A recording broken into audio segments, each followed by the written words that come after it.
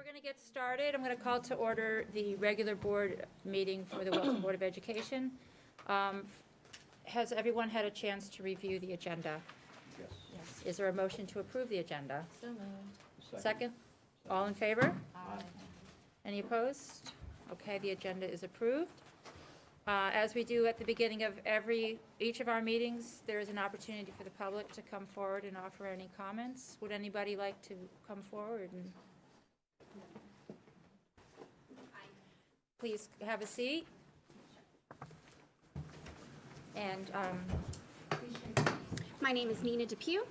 Nina, Yes, D- Depew, DEP, E-U-G-H. thank you.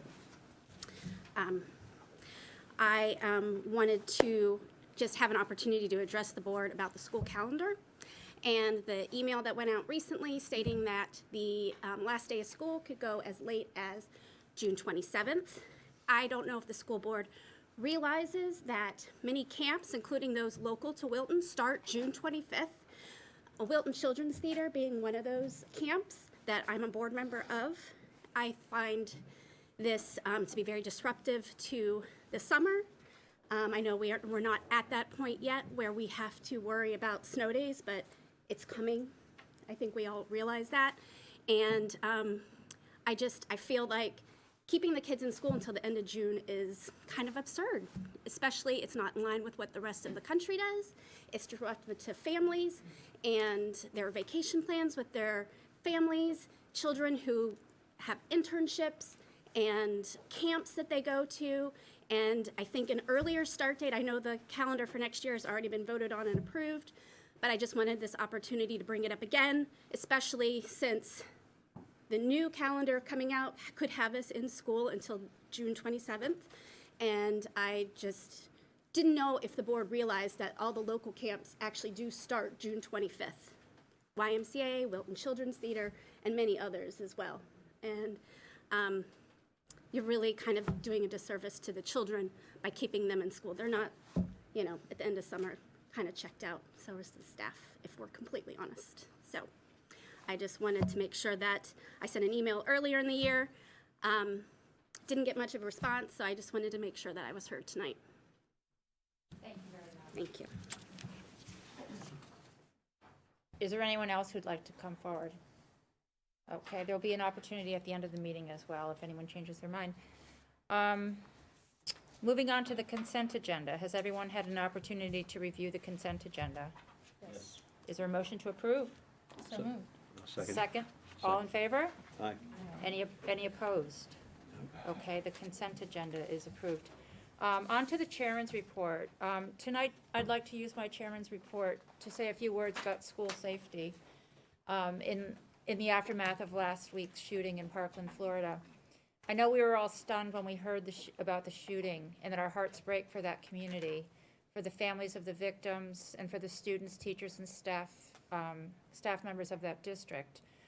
One of the first bits of news to come out in the immediate aftermath of the shooting was the news that Parkland had recently been named one of the safest cities in Florida. I know many of us felt that way about our own little community until reality set in with the Newtown shooting. And while we can't sit here tonight and tell parents and students with 100% certainty that our students are safe in our schools, I do want to take a quick moment to point out the tremendous work that has been done in recent years, both in terms of mental health and safety precautions. Kim Zemo, our district safe school climate coordinator, has done a remarkable job helping to educate staff about identifying students at risk and helping to get those students the help they need.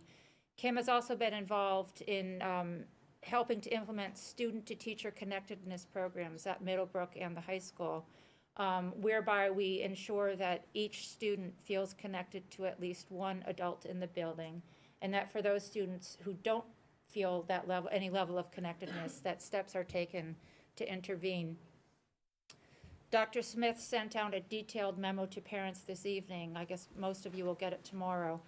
That details the various safety programs and procedures that have been implemented in recent years, most of which have been developed in conjunction with the town security task force and the Wilton Police Department. The police department has been a wonderful partner to the schools, and Dr. Smith reports that Chief Lynch has proactively made officers available during this past week. I was out walking my dogs early last Thursday morning, the day after the shooting, and noticed a police cruiser outside of Cider Mill as the buses were rolling in and parents were dropping children off. And, you know, it was unsettling to see that outside of one of our elementary schools. You know, I just couldn't help but feel a little bit comforted knowing that the police were watching out for us. So tonight, I just wanted to thank our mental health professionals, our town security task force, and our police department for the tremendous work that's been done to develop and implement our school safety initiatives. While we can never eliminate the risk of a tragedy occurring in our schools, I do want people to know that we have a team of highly trained individuals who spend their days thinking about our children's safety. Thank you. Superintendent's report. Thank you. And thank you for those comments. It's been a busy few weeks, right? Many of us have started the last several days together and ended the last number of evenings together. Sing a lot of each other. I want to thank the board for its deep engagement in our budget development process, a process that will continue. This process this year brought you in close to the principals and hopefully gave you more of a ground level view of the ways that we're addressing our priorities, our continued needs, and our recent successes. I think it's a rare community that benefits from this type of engagement that you've all been engaged in service to our children and our families. Similarly, because you've been at the table, over the last 2 weeks, we've had the opportunity to engage with our Board of Finance colleagues. Now, admittedly, at least for myself, I think we view the world through different lenses, but we agree that we share the same purpose of looking out for our residents and ensuring we deliver high-quality education services. Our conversations, because of the differing worldviews, aren't easy, but they're respectful for the most part, and they do represent, in my opinion, a shared commitment to this community. Along those same lines, today, Laura and I had the benefit of participating in another conversation with a range of community partners facilitated by First Selectwoman Lynn Vanderslice. This conversation was a follow-up to the first that happened some months ago in the wake of the appearance of swastikas at Middlebrook. Here, too, I encountered community members engaged in a dialogue around how to make Wilton even better. I was encouraged by the themes in the conversation and the call for all of us to civilly and respectfully engage in face-to-face communication when confronted by challenges and to avoid the trap of sounding off on Facebook and other social media apps. So as I do my own reflection on shooting in Florida, I continue to find myself at a loss for words over the senseless murder of innocents. I'm outraged by the ease of access to automatic weapons, and I'm confused by the politicization of the act and the corresponding polarized punditry. These are our children, and we have to ask, what are we doing? So I shared with Chris that I'll be working with a group of superintendents from across the country to push a national agenda for our national association that addresses both mental health and responsible gun control. In our first meeting last week, it was clear that superintendents could agree that none of us could guarantee the safety of children, but some of us in the room weren't willing to confront all the issues, and these are our nation's superintendents. So today, I remain affirmed and proud to work in this community and to work alongside all of you. I'm proud to be counted among these community's leaders who are dedicated to bringing this community closer together. We have a great deal of work to do on the academic front, on the mental health front, but also a great deal to be proud of. I'd like to conclude with a few things I'm proud of. First, let me acknowledge the students and staff at Cider Mill who have made it their mission this year to give back to this community. So some of you may know this year Cider Mill began a new tradition that they dubbed the Super Bowl, right? For the couple weeks leading up to the Super Bowl, they collected food and with the work, I think, supervised by Mike Hostler and some others, they sent in loads of donations to the Wilton Food Pantry at Comstock. And it sure does, right? It sure does. I also want to commend the folks at Miller Driscoll. So today in this conversation, we had a wonderful comment from a member of this group who's also a parent. And what she noticed the group was that the empathy curriculum that is being delivered at Miller Driscoll is coming home. And isn't that a wonderful thing? So Kathy, thank you for that. And on the academic front, we have 2 National Merit finalists. So we want to commend both of those, Mia and Michael. So thank you. Thank you.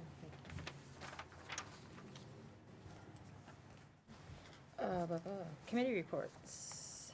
How about teaching and learning? Lori? We haven't met since our last meeting, have we? No. No.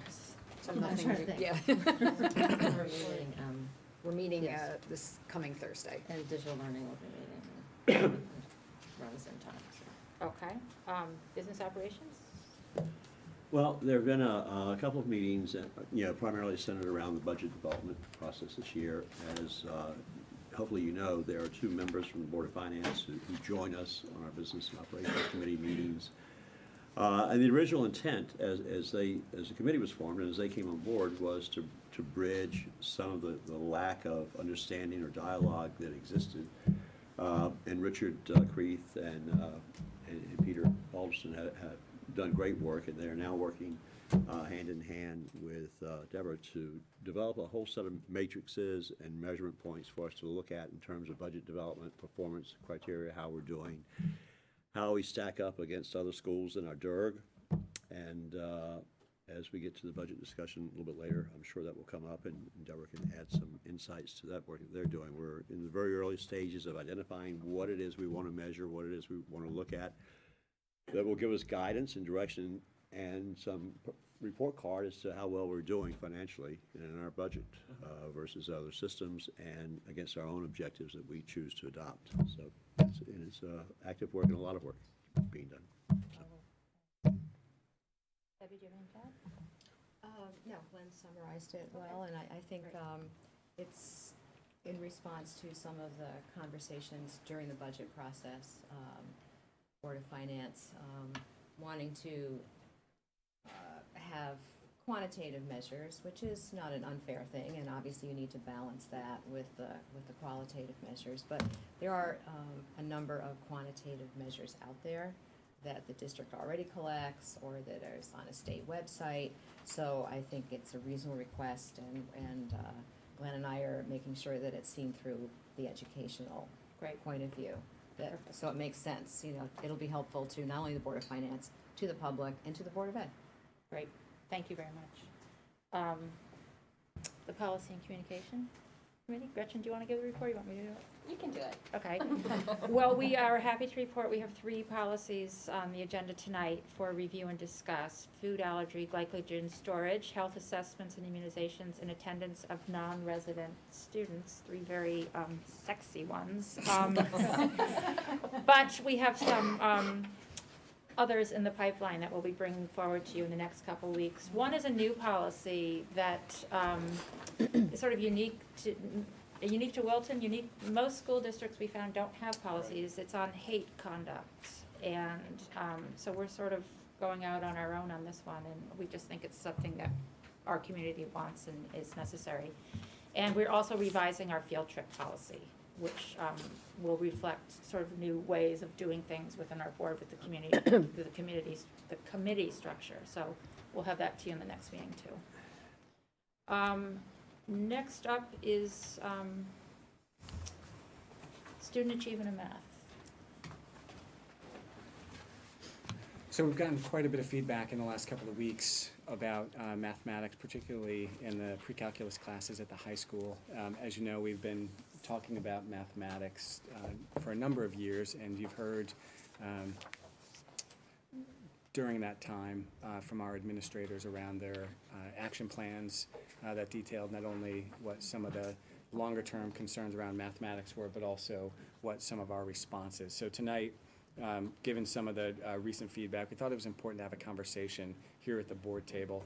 So we've asked Dr. O'Donnell, Trudy Denton, and Cindy Cherico to come and spend some time just speaking to the board and give again an overview. You can't hear me.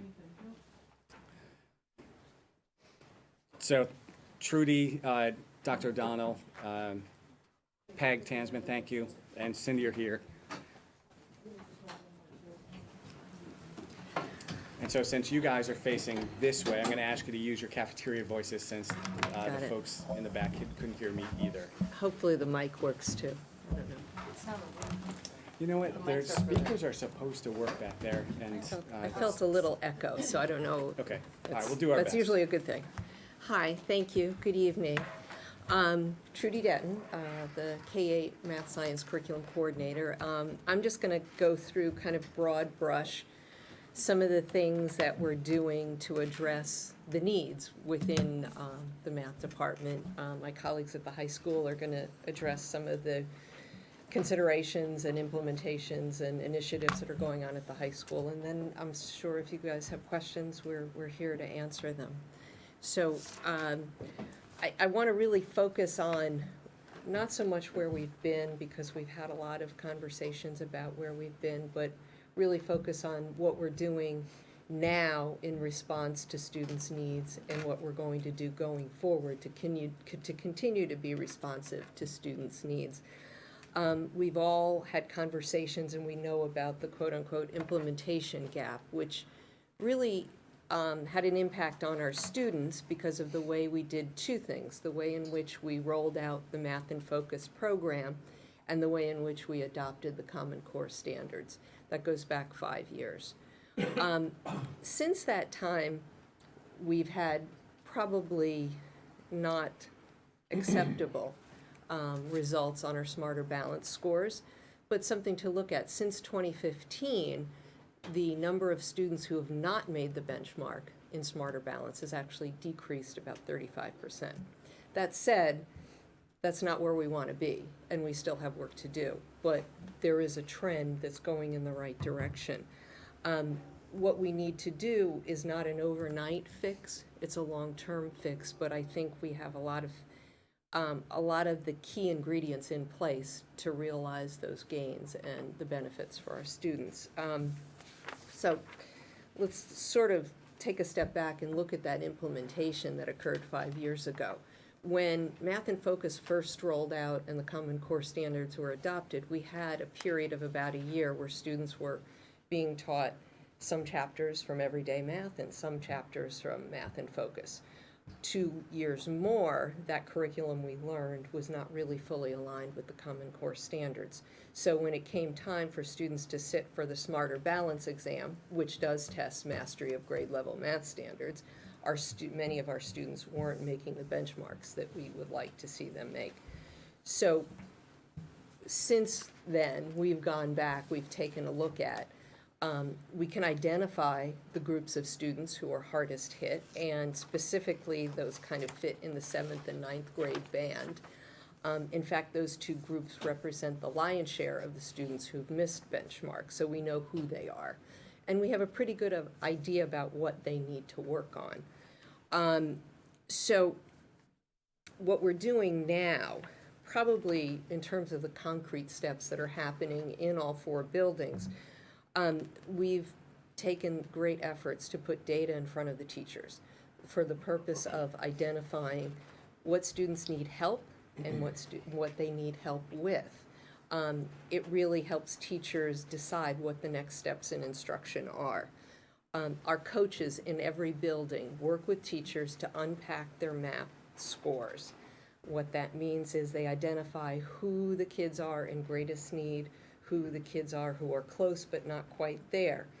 And with that information built into our instructional model, our lesson framework, is the provision for small group instruction that's primarily at K-5. So the students who need help often get that help in class in that small group instruction time. Teachers are working to implement that. Some of them implement it quite consistently, and the coaches have been absolutely instrumental in establishing that structure and making it possible for the teachers to address the needs of those kids. In 3rd through 8th grade, we've started this year pretty consistently utilizing something called the Interim Assessment Block. The Interim Assessment Block is a tool that's been made available by the Smarter Balance Consortium. They're basically practice questions so that students are able to experience the questions, see how the test is given, and experience it within the computerized platform that the test is given. So all the grade levels 3 through 8 are using the IABs, as we call them, in some form or another this year. Were we We not have- using those before? The emergencies? Some were, some weren't. We made a real concerted effort. Some people kind of cringe and say, oh, you're teaching to the test, and I would argue that that's really not the case at all. The test measures mastery of standards, and these questions are reflective of what students should know. So a lot of times there's something called the academic language or the language of the test. And when a student is accustomed to hearing their teachers phrase a question, sometimes when it comes from a different source, it sounds different or it looks different, or perhaps the test uses slightly different vocabulary, so that can be daunting. So we want to give students the opportunity to experience those questions in the way they're asked on the exam. And in math, at least, there's something called the performance task, which is a big part of the Smarter Balanced test. It's basically that multifaceted question that incorporates a range of topics, and students have to go through it and answer these multi-level contextualized problems. So it's just good practice to do that. I would say those are really good things to include in instruction anyway, and that they're already written and aligned with the tests they're taking. That's just a double benefit of engaging. It's not something they do every day, but I know in the third, fourth, and fifth grades, they've embedded the sample performance tasks throughout the curriculum throughout the year. So students will have the opportunity to apply their knowledge in a very real setting. For our lower level kids, we have math intervention in all 4 buildings. The interventionists work with students who are identified primarily by the MAP tests, and they are with a math teacher in small groups of 5 to 7, working on the skills that those students need to work on. Now, going back to that implementation gap again, the hardest hit group really is at the middle school level and starting at the high school. So this fall, as you recall, we implemented a new program called AIM, Additional Instruction Math, and it gives these kids exactly what they need, additional math instruction in the content that they need. These are larger groups. They're almost the full class size, and it's available to 6th, 7th, and 8th grade students in grade level courses who've been identified either by their math scores or by their Smarter Balanced scores. The way the class is structured, it enables the teacher to either backfill instructional gaps or to pre-teach content with the goal of enabling these students to keep pace with their peers in their grade level classes. So those are kind of the near term, what we're doing in response. I'm going to let my high school colleagues talk about them, about what they're doing, and then I want to pick it back up again and talk about what we're doing proactively from now going forward.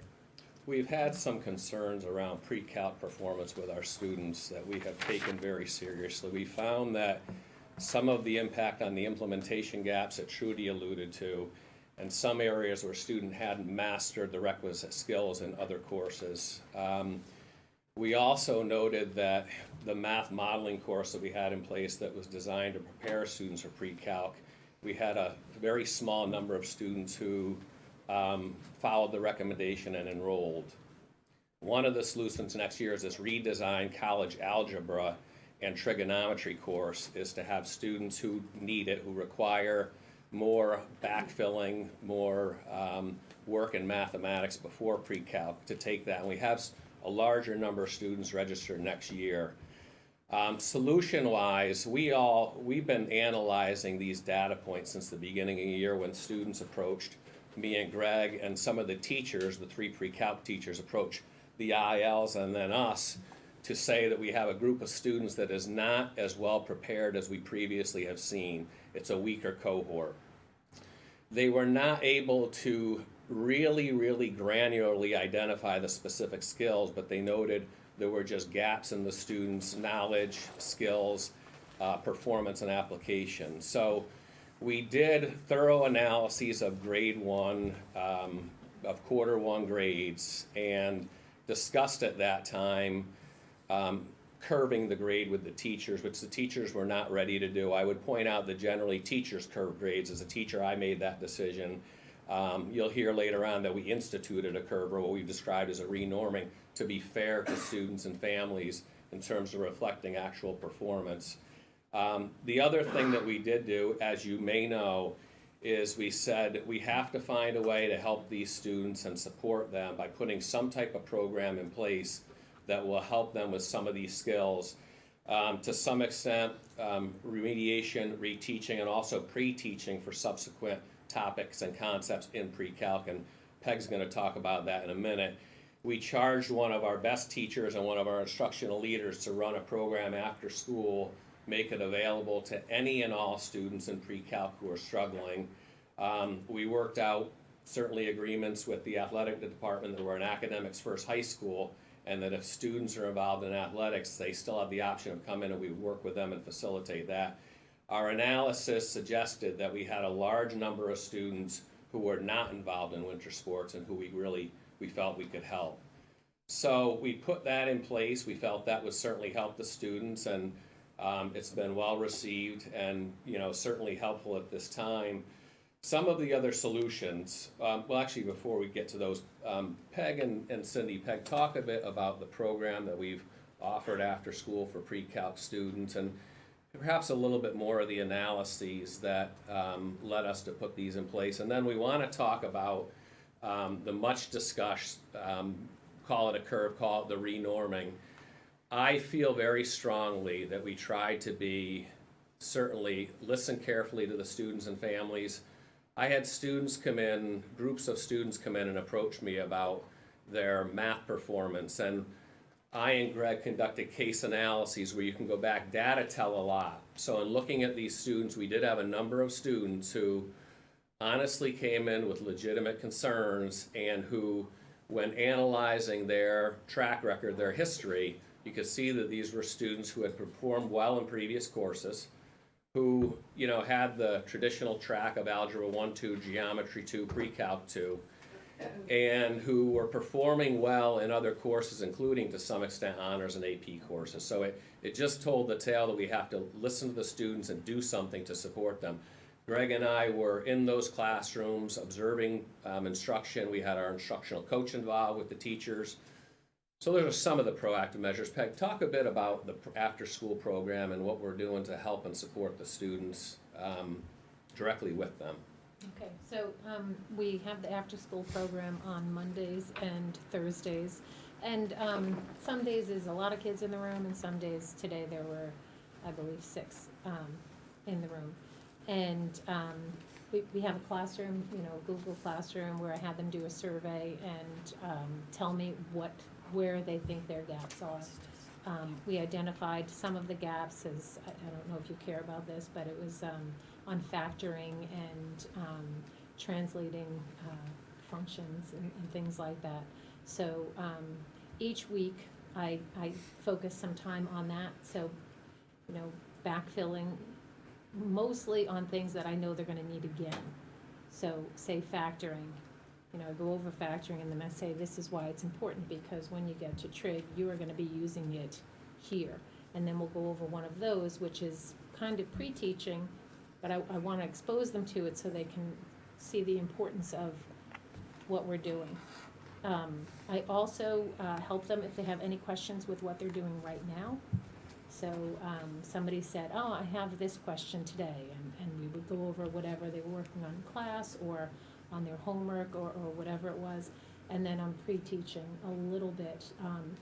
It's a fine line because teachers want kids to discover things on their own, so I'm trying to be very strategic in what I pick to pre-teach so they can still discover things on their own while at least they're exposed to it a little bit before they see it, and they're not struggling so much, and they can actually get the aha moment. So that's what's going on, and I think it's going to work. I don't have data that says, oh, these kids increased by whatever yet, but some of them keep coming and they think it's important and they think it's helpful. So far, so good. I take the notes, whatever notes we make in class, I post on the Google Classroom that they belong to, so they can follow it. And anything that I think is important, I also post there, like, something called parent functions. Here's a parent function worksheet. This is good for you to look at, print, and whatever. So anything I think is important.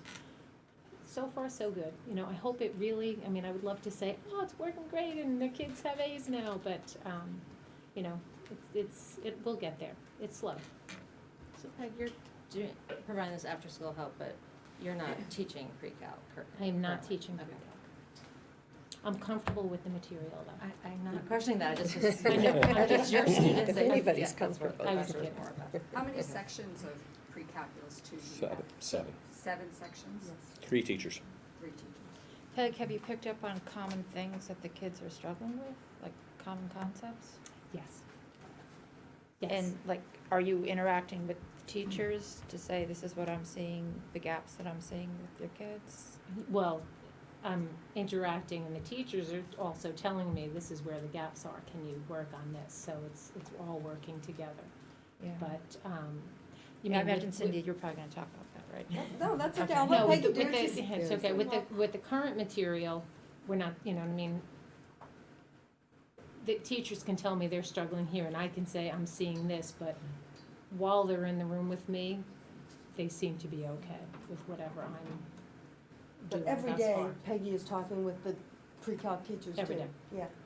So there is constant communication among all of us about this. We know it's a hot topic.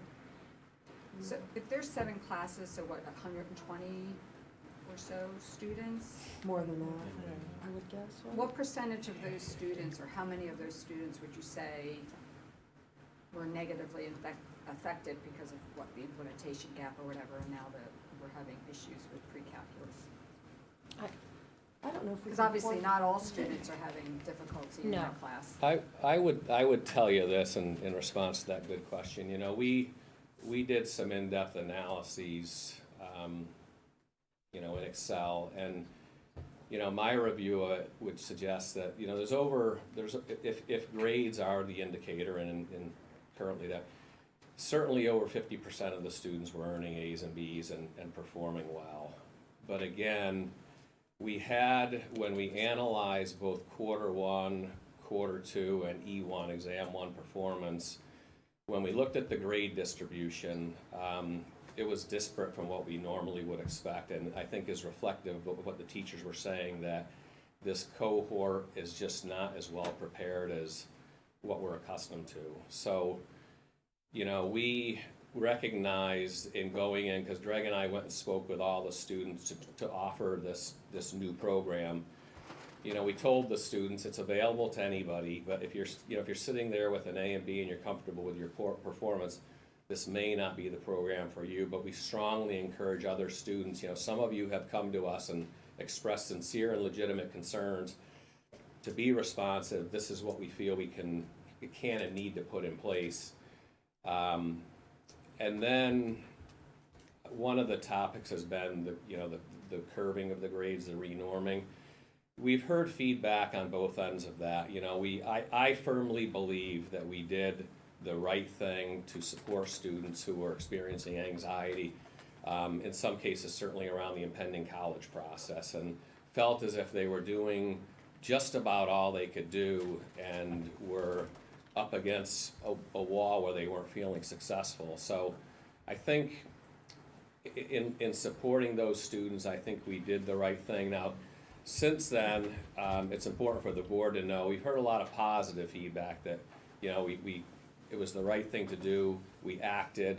We wanted more longitudinal data. There was some feedback from students about, adjusting, if you will, first quarter grades. We said, we've got to look more longitudinally at quarter 1, quarter 2, and the summative assessment.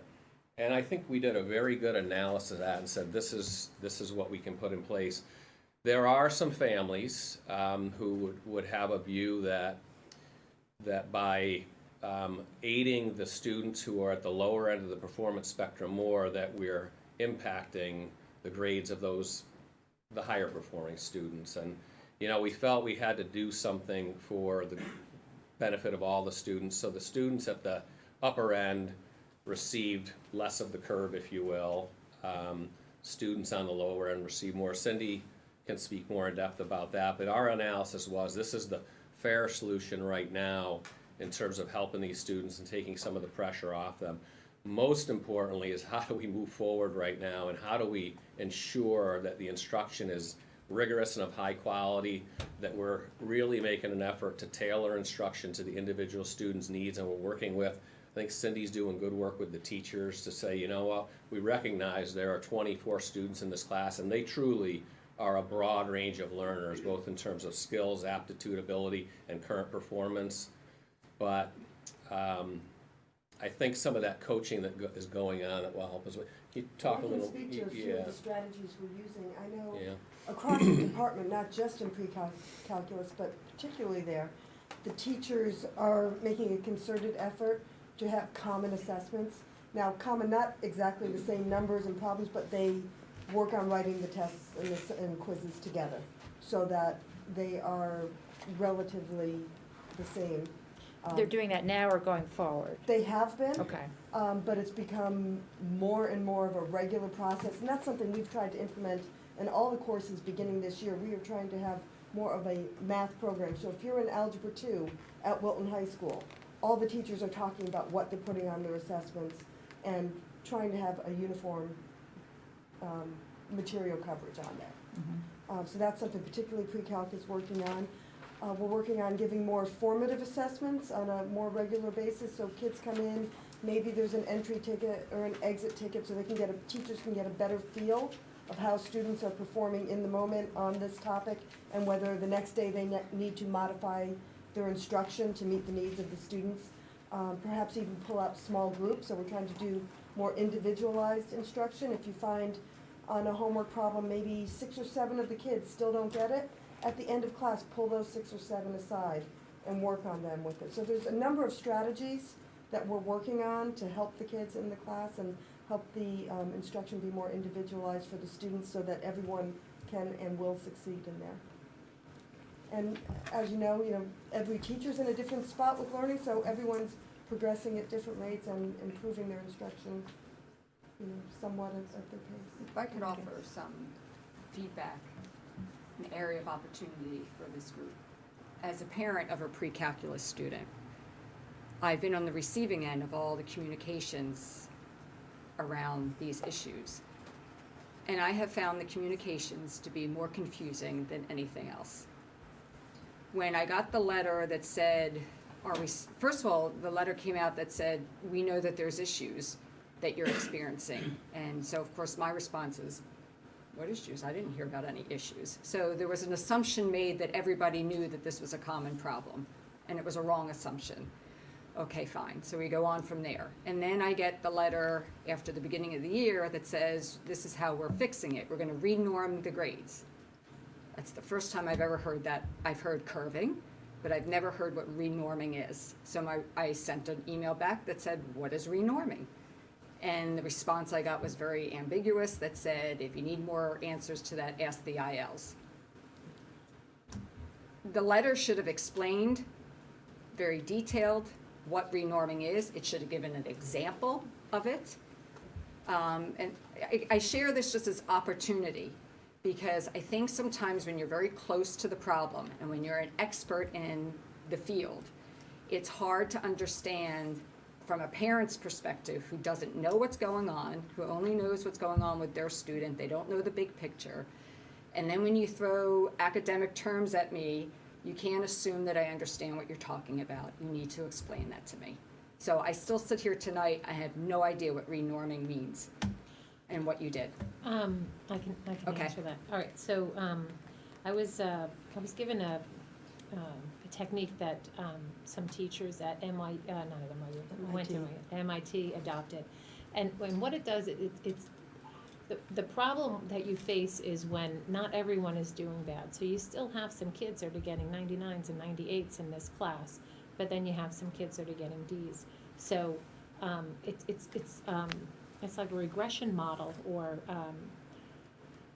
a linear model that adjust the grades according to how far they are away from 100. Right, so they get a certain percentage multiplied by how far they are away from 100. So that means the kids that have a 60 average are getting more of a percentage because they're so much further away from 100 than somebody with a 95. So it looks like those kids on the bottom are. All right, again, non-academic person Okay. here, how am I not to interpret that as we're just giving extra points to Well, the if you- students if who you- aren't if you- doing well? If you look at it this way, say we're talking about a one particular test, right? There's a test and, somebody got a 95 and somebody got a 65, right? So that 95, if I go back and look at the points that I deducted, those 5 points, I don't have a lot of wiggle room. I only deducted 5 points. So even if I made a mistake on, I consider that I made a 10% mistake, that means they're getting a half of a point. But if I made a 10% mistake and I add that to the person who got a 65, they're getting more of a boost from it because they have more points that they lost that I can look at and say, oh, Does that make sense to you? No, does it not make Okay, sense to thank me? you. I'm not- still not Makes no sense to understanding. me. all right. I mean, it does sound like you're just giving extra points to the child who got the D. Because I'm thinking, well, my child earned that 95, and now you're giving a kid who didn't earn a 95, you're just boosting their grade, and I'm seeing a lot of nodding heads, you know.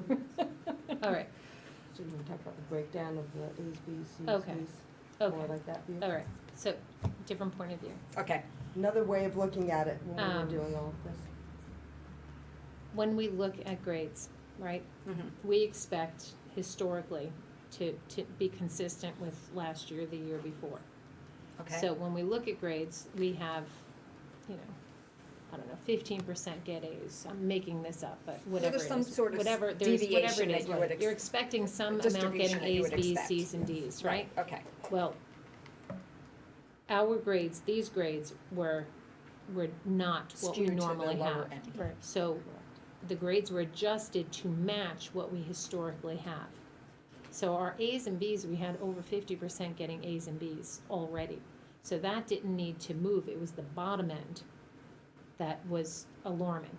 We had kids failing and getting D's that is unusual. And those are the kids that were impacted mostly by the issues.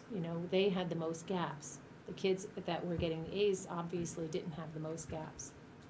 So it's not I'd as if, like to tell me what the issues are, because I still don't understand what the issues are. For me, I've got so many questions, we could be here till midnight, Okay. okay?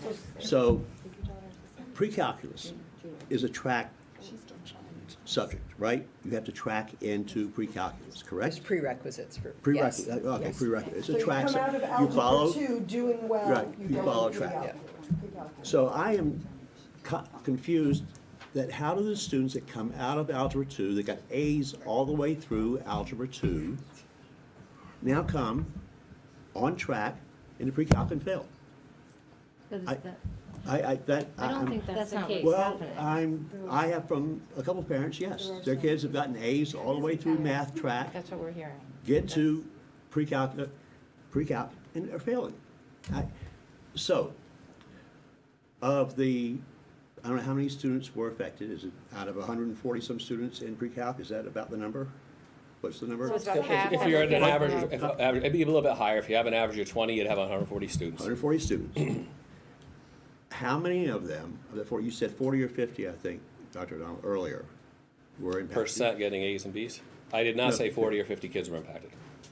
No, I said over half the students were getting A's and B's. Okay, so how many students of that, quote, 140, did we have to go back and normalize their grades? How many? You did it with all of them, right? We did it we took all of the grades. All the Now, grades. some of them at the top did Well, not some of get the top, anything no, you added. didn't do anything Right. with, you said that, okay? You said, no, you didn't do it with all of them, because some of the ones with the A's, you said you did nothing with, okay? It's only the ones down. So how many students did you have to go back and adjust the grade for? Well, it was almost all of the students, because if you look at the top, like say you had a 94, Okay. you might not have gotten anything, but if you had a 89, you might have gone up. The number, I don't have that number off the top of my head. If you want to, I if can you get want us that to go for back you. in and give you the exact number Yes, whose we can grades get were that. augmented, we will give you that. Well, if you adjusted a 94 to a 95, I don't care about that. Right. What I'm concerned about are the ones that were getting the Ds and the Fs. We're going like from a 58 Yeah, to, how many of you know, those 60. were, how many F to a students got D. Ds and Fs that you had to go back and adjust dramatically? Of the one, quote, 140, assuming that's the number. And how dramatically were they adjusted? Yeah, was it 25% of them, of the total students, or 30% of the total students? I'd have to look at the file, to be honest, I don't know. off We the should top know of that my head. number, I mean, because those are It the was, ones. it was much higher than 20 or 30%. I was looking at those spreadsheets again. So There it's were, there are 40 or some 50. students at the top who were not augmented, but if you go down, I looked at those scales, the students received 1, 2, 3, 4 points. All those students received a higher Something, grade. But I think what you're Yeah. asking is how many had Ds that now ended up with, Yeah, well, We a will- D would we have will- gone up to a C range, but not higher than that. Okay, all right, so we I'm- took Ds to Cs. How many of the students, before we adjusted the grades, were getting Ds and Fs? Of the 140, that you had to go back and dramatically adjust? We'll get you that number. We have them in these two spreadsheets. We'll break it down for you exactly where they were and where they went to in terms of the grade. Okay, then my next question would be, identifying those students and how did they track into pre-calc? In other words, looking back historically, who were their teachers in Algebra 2? Where did they not get the requisite skills? And were they in fact making A's and B's in Algebra 2 that would say they are on track to take a pre-calc? This whole thing is really a mess, in my opinion. And the other thing I Absolute would add mess. to Greg is how many of them possibly did an override or whatever? Yeah, We did and look that's- into that, and there were some students that actually had signed up for summer geometry courses to do at BYU or someplace and might have never finished the course. So there are That's why you some, can't, we Yeah. can't pinpoint the exact problem because there's so many issues going in there. There was a number of overrides. There were. Well, I see, that's, yeah, how many There of are them? the gaps from, you know, this math and focus where they're missing, you know, whatever skills that they should have. Hey, how do they get in pre-calc? If they're missing the skills, why are they in pre-calc? Yeah, how did they get to pre-calc? That's the They were que- missing the how- skills. do you Well, the look- students who were recommended for math modeling did not did not avail themselves of that opportunity. We felt that would be the right course for them, so we have a number of students who went into pre-calc.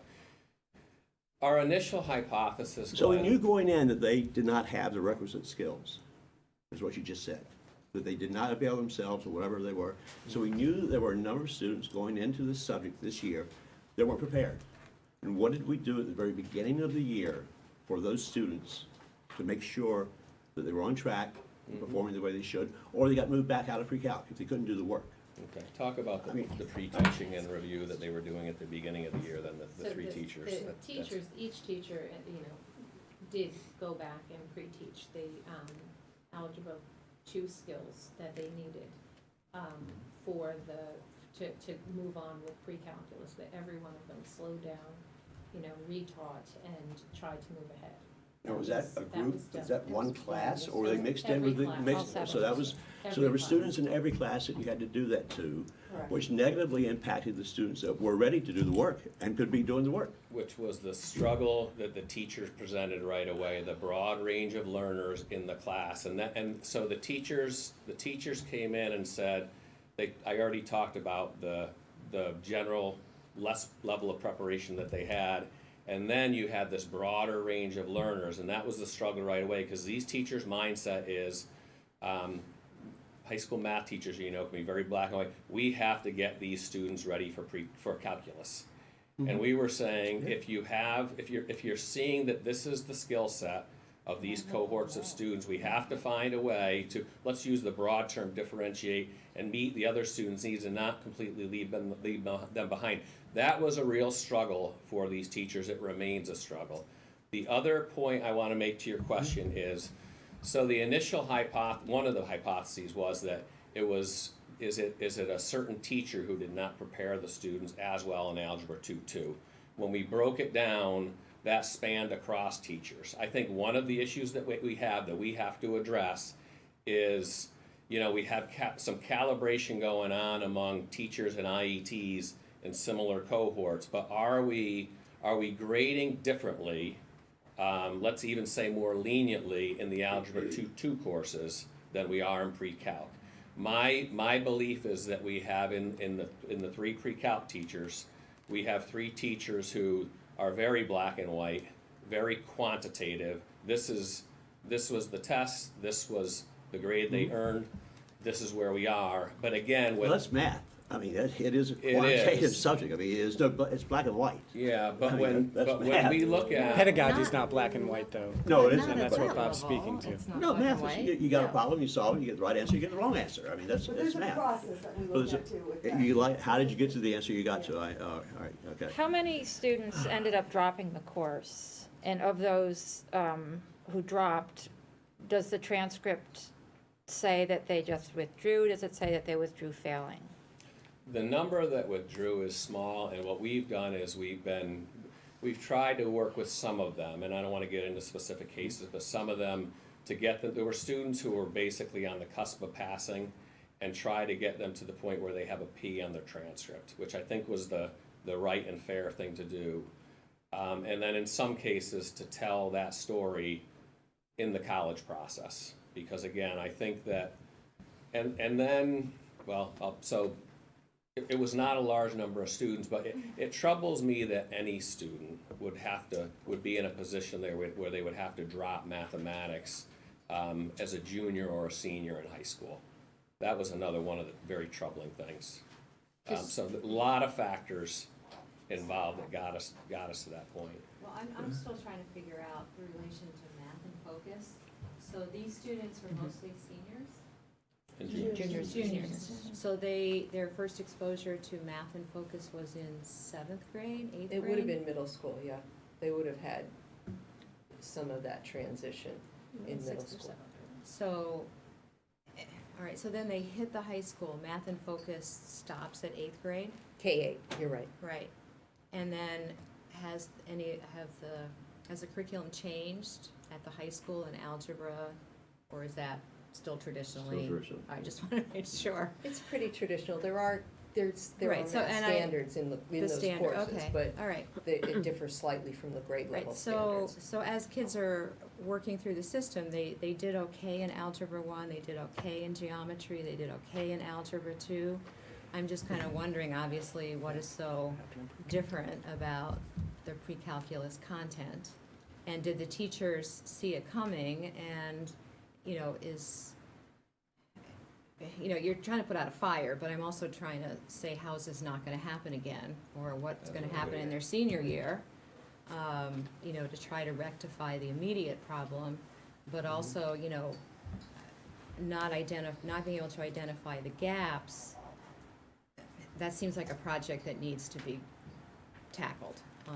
And I don't know whether that's getting the teachers, I'm sure you've tried all this, but there needs to be enough time to figure out where those content area gaps are. So this isn't gonna happen again when they're in their senior year. And you can better identify going in. So, I don't wanna point fingers at teachers, and I don't wanna point fingers at kids, and obviously the Common Core has come along, but we need to somehow work our way out of this morass, not disenfranchising kids. So in a perfect world, it may or may not be fair to have, I'm just gonna say curve the grades, even though it's a more advanced, way of curving. I understand the impulse to want to, and I support it, to want to not disenfranchise kids because their content background wasn't adequate when they reached this certain course. So I understand that piece, but I also don't want it to keep replicating and get to be a larger problem.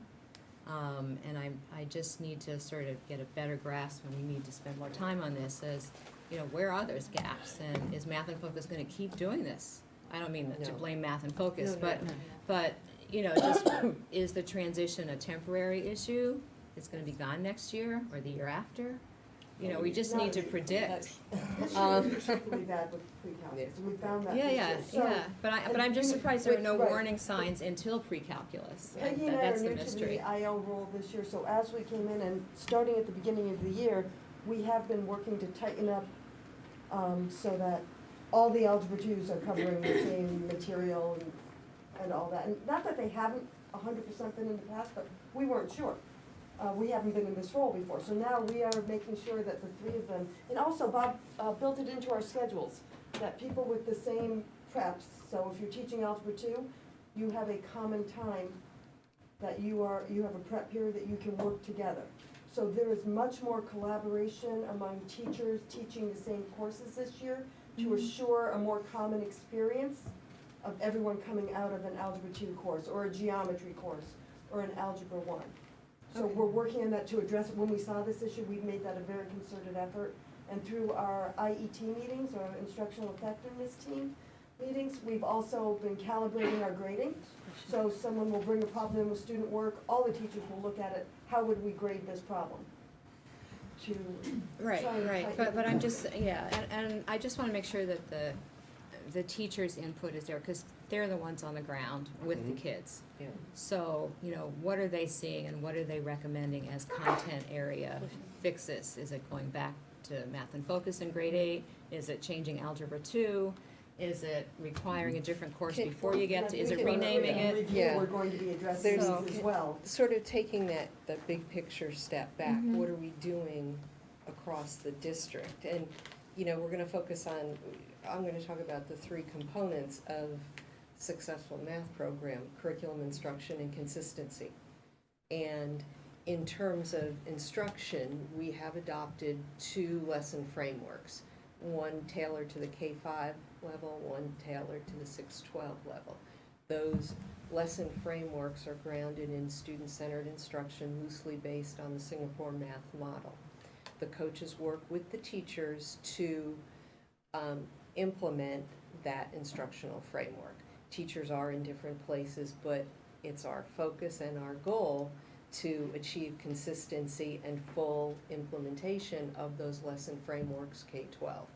So Right, that's and- ongoing. Yeah, So and that's- I have probably conflated the issues, and I'm sorry, because we Yeah, ended no, up, no, no. we're ending up But talking I think about an there- entire math program when you really are, you came here to talk about a particular problem But tonight, so there's a I'm connection, and I sorry don't to- wanna, and I There don't. is- there is a Because I do Yeah. appreciate, and I'm familiar with the work, Yeah. because as a teaching and learning committee member, so I'm gonna do, what are we doing for these kids, not just in terms of so they don't have to withdraw while failing or have an F on their transcript, because I absolutely understand anxiety around grading. I'm concerned about the kids in pre-calculus ending the year with the skills they need to go into calculus. Right. And some of these kids are 12th graders, they're going to college. You know, are they going to, and thank you, Peg, for giving your time after school to help, you know what I mean? Like, I know you guys are putting a lot of extra time that wasn't anticipated, so I'm not attacking anybody, but I'm just concerned about the children now who are in pre-calc, and especially the ones who are gonna go to college next year. Are they gonna have the skills they need, having had a pre-calculus class? Will they be able to go into a calculus class? And will they, the same thing with the 11th graders next year when they're 12th graders taking calculus? So I wanna just, because I know we're on track and we're fixing things, but for the parents of these 11th and 12th graders who are incredibly frustrated because they're running out of time, as Chris always, like, we only have one shot, these kids only have one shot in the Wilton Public Schools. And, you know, and I, you know, have every faith that it's gonna be better, it's gonna get better, but I'm concerned about the kids right now, these 150 children who, this is their year in math, and they went in expecting to finish the year ready to take calculus. And I can tell you, the teachers are working very hard to make sure they are prepared, Okay. and making the students aware that this is the expectation, and ramping it up and identifying those areas where there are weaknesses and trying to deal with it. So the teachers are doing their best right now to work with the kids. So the content area specialists, are we on the precipice of learning material that will be more fresh for the students and less Yes. reliant? Talk about that, please, because you're the Right. mathematicians. Answer that question for the The board, okay? pre-calc 2 course now is going into trigonometry. And doing a lot of work in that, and it'll be going on for a couple months. That's something where, yes, they will need the factoring skills from Algebra 2, but it's so new to a lot of them, what they're doing, that it's like a little fresh start here. And we've kind of said, all right, we're not relying on what you did in the previous year. Come into this like it's fresh. We're going from day one. So just start over with us and keep going from here, and we'll teach everything you need to know along the way. So I've been in a lot of the classrooms in the past couple weeks. I'm trying to get into every teacher's pre-calc multiple times in the week to see that they are doing it, and they're working on it, and they're giving more formative assessments and trying new strategies to help the kids, and I see student engagement in there. So I think for the most part, it's working. I can't say every student all the time, but I've also trying. gone through the topics that would normally be taught and said, focus on this, get rid of this. yes. I've gone through with all 3 teachers and, you know, the things that aren't necessary for calculus that I'm certain They're great aren't. topics, but Nice you don't topics, fun necessarily stuff, need- but they right. don't need it for calculus. Right. We've gotten rid of them, so we've streamlined the program, so, you know, they just have what, you know, they have what they need. One of the other things that we're brainstorming right now, and I would point out that Dr. Smith and Kevin Smith have been very supportive. When we went and said, this is what we need to, right now, address the issue with these students, they supported it. We, as an aside, we found the money within the current math budget to support PEG. But looking forward, what we're talking about right now is some type of, you've heard Trudy talk about the AIM model. Is there something we can put in place, at least part-time next year, for students who are not necessarily designated for intervention, but who can use some additional support in mathematics? Certainly look at, you know, Algebra 1, Geometry, and Algebra 2, but maybe pre-calc as well based on this whole experience. I'm going to be very clear. It's been very troubling since day one because some of your points are well taken. It wasn't anticipated. I mean, the teachers came in and said, this is what we're seeing right now with this group. And the frustration we experienced was, I'm speaking on the behalf of Greg and me, was, okay, well, you know, we're solution over. What are the skills? What do we need to do? What specifically we need to do to teach these students? And it was very vague. It remained very vague. Well, we can't really put our finger on every single bit of it in terms of factoring and equations, but there are general gaps, and there's a general lack of preparedness, which is very frustrating because our solution was, okay, well, let's focus on those specific skills and look at flexible grouping models in the classroom. So we're teaching the students differently and trying to, you know, to your point, teach to the students at the high end in addition to the students that needed further support. And it wasn't as clear. I mean, in talking to Chuck right away, I mean, there's so many factors involved with this, so many variables, if you would, mathematically, that it was very complicated. And a clear, singular solution to a long-term issue was not apparent and remains unapparent. And I'm not going to look, and it's not my style to point the feeder at the feeder schools. I've said all along, our students succeed because of the preparation of our great schools, and you know, we recognize we have some gaps. We have to work through it and teach the students that we have now. To Laura's point, this is the group of students that are in front of you. What do they need now? And that's been the focus. And I think with the IL support and the teachers, that it's been very hard, obviously, for the teachers as well. They've been right in the middle of it. They've been in the crosshairs, if you will. It's been very hard for teachers who work very, very hard on behalf of students, and that's been hard on them as well. I appreciate you weighing in support of some of the teachers. Two things. First is you mentioned flexible grouping. There's 7 sections, so obviously some of these math classes are happening at the same time No, during the day. 7 different people. 7 different periods Yes. over the course of the day. Which is designed so that more students can get the course and their other courses spread out in the master schedule. So combining them is. Well, that's unfortunate because, Yeah, I was it's going not to an say option. separate Yeah. out, Yeah, group We them. thought it's one of the things we looked at right away. It's a good idea, Laura. Yeah, and I would say, you know, my concern, is the preparedness for calculus. We need to make sure that these kids are prepared to take calculus next year and that the calculus teachers understand the cohort that they're getting and where they will be in September. And then, correct me if I'm wrong, but this is our first year teaching it as a titled pre-calculus class, right? Wasn't it analysis or some other thingamajig? It's irrelevant. It has nothing to do with it. The name- Last year's analysis course name has nothing was to the do with it. same as this year's pre-calc under a different name. But the curriculum is exactly the same. Okay, thank you. The content's the same. Content Content is the same. How many, do we have any idea how many of these 140 or 150 students are getting tutored outside? We do not. We ask them? Well, that's what I was gonna, I think we can probably tie this up, but, I think we've all heard from parents. As recently as today, I heard from 2 parents who still don't feel like their child's situation has been addressed, and they're spending hundreds and hundreds of dollars on tutoring. And, I hear what you are saying, and I truly appreciate all the work that you're doing to fix this, and I understand that, our math teachers are working hard to try to address it too. But, to Lori's point, I think so much of it comes down to communication. The parents, suddenly their child's failing math and they're a senior in high school and they've got the transcripts to worry about, and they try to call and the calls don't get returned, and they just felt that the communication was really lacking. And I just hope we can learn from this and go forward. I hope we can address everybody who still feels that their situation is still hanging out there. But, whether this happens in, English, social studies, science next time, I just hope we can really remember that communication is so important to all of this. So, does anyone have any additional questions? Well, I think, I know that math is up for a 5-year review. Right. But I do feel a much greater sense of urgency.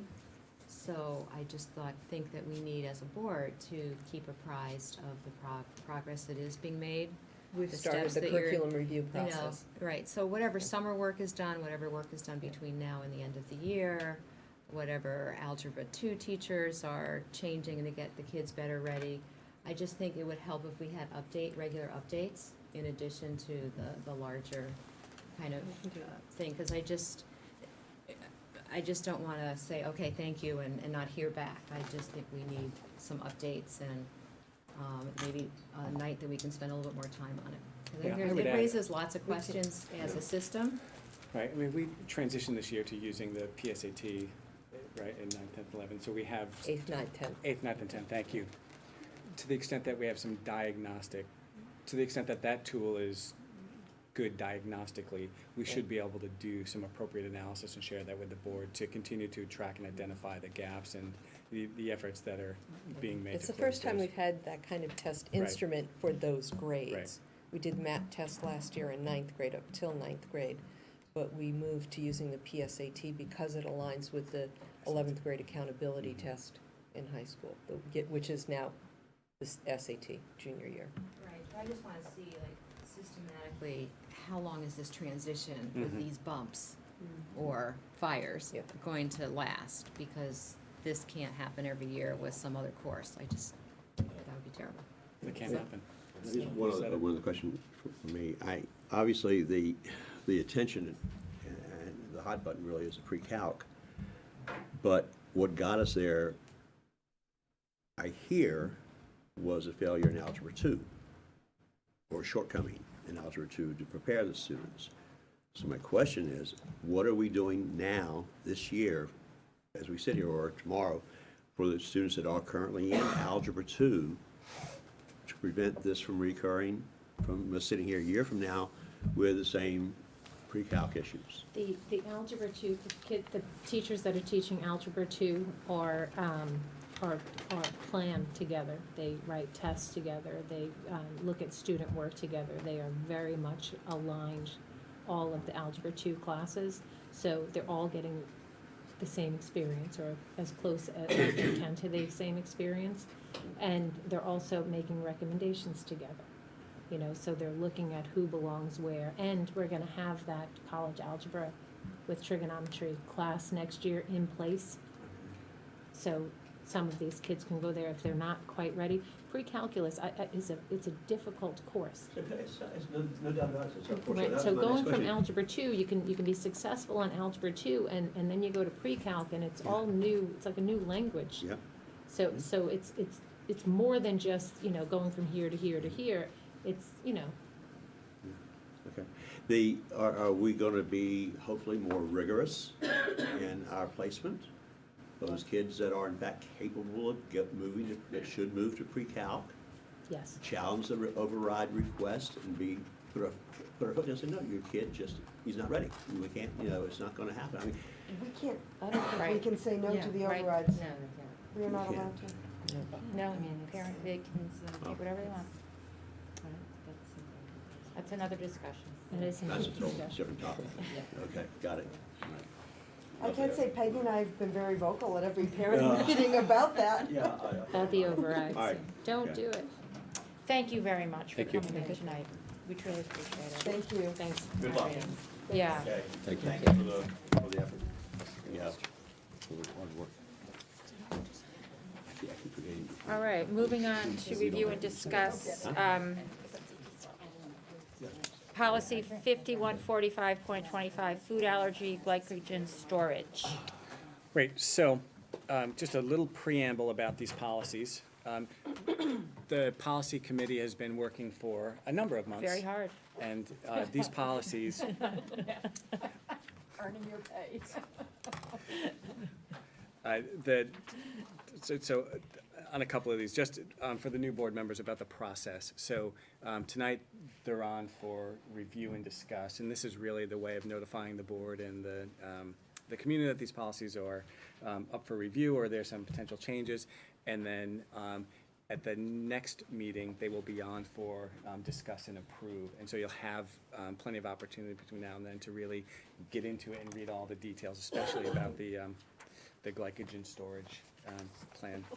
So these are a couple of really heavy-duty detailed policies. Here's why they're in front of us tonight. Number one, we went through a policy audit 2 years ago. And so some recommendations came back from that policy audit. And as it turns out, while we had a food allergy and glycogen storage plan regulation, we didn't have a policy, so there's a statutory requirement to have both a policy and a regulation. So we wrote a policy.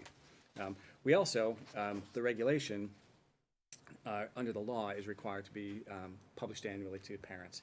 And so this summer, we put this in front of our attorneys and had them go through it and just do the legal updates.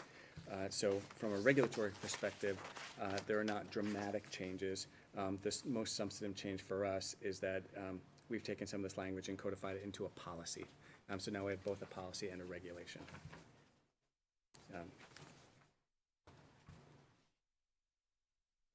So this is all new language? In the policy, it is. Correct. It is, So there are, okay, so this is all new. right. And so just the position statement on, the board's concern about potentially life-threatening food allergies, and then the regulation just details kind of how we manage that and who's responsible for that. Primarily, building administrators, school nurse, working with families to develop management plans at each of the schools.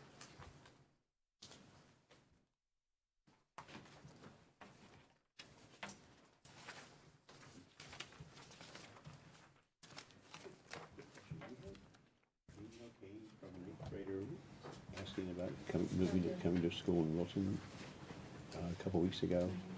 It was sent by an eighth grade Did you student from respond to somewhere. Did you respond to me? I don't recall getting it. Yeah. An eighth grader Yeah. from Norwalk wrote the Board of Yeah. Ed. Yeah, asked so that's about- not, we don't respond to that. I don't recall getting it. But it was written to the I Board didn't of see Ed, so Yeah, I but may does still it- have it. I still have it in my Do you? Okay. mailbox, so I can send it to you. Okay. A non-resident writing to our board to see if they can come here? Yeah. Yeah, an eighth I- grader. Yeah. I missed it.